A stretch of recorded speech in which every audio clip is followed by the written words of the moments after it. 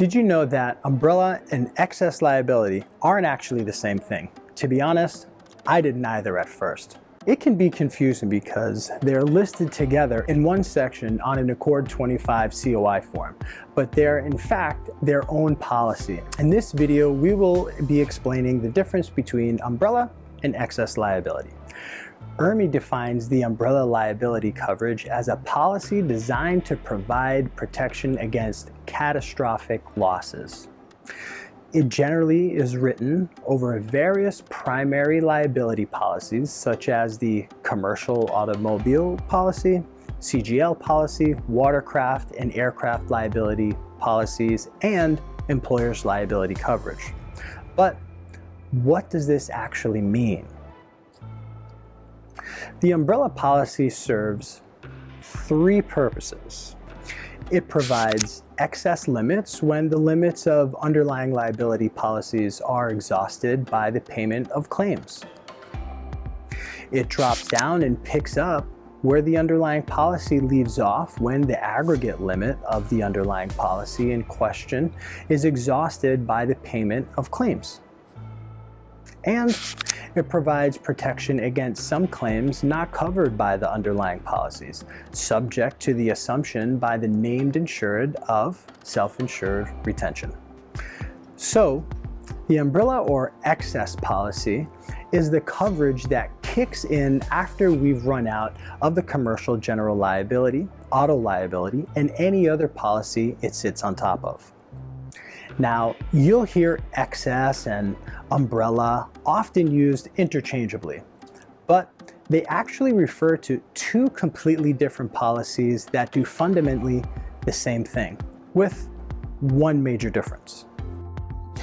A specific excess policy is a policy written to provide additional limits of insurance to protect against losses for specified policies.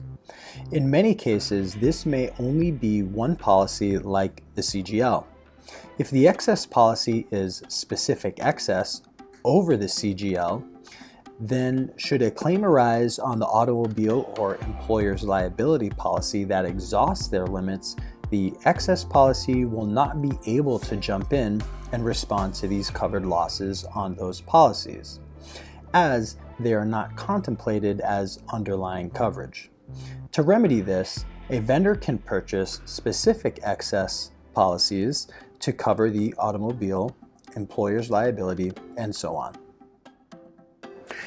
A general excess policy sits on top, so to speak, of a number of policies, typically GL, auto, and workers' comp. The difference between an excess policy and umbrella policy, however, is that the policy, as the word implies, is excess over the underlying insurance coverage, but not broader than the underlying coverage.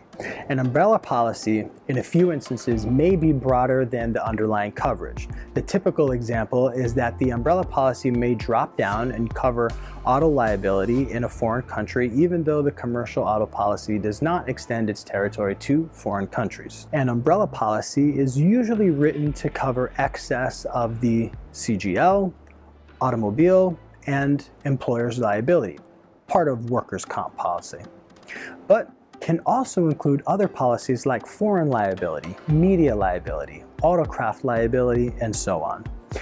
If you have any questions regarding this video, feel free to reach out to us. Subscribe to the BCS University to be notified when we release new educational videos.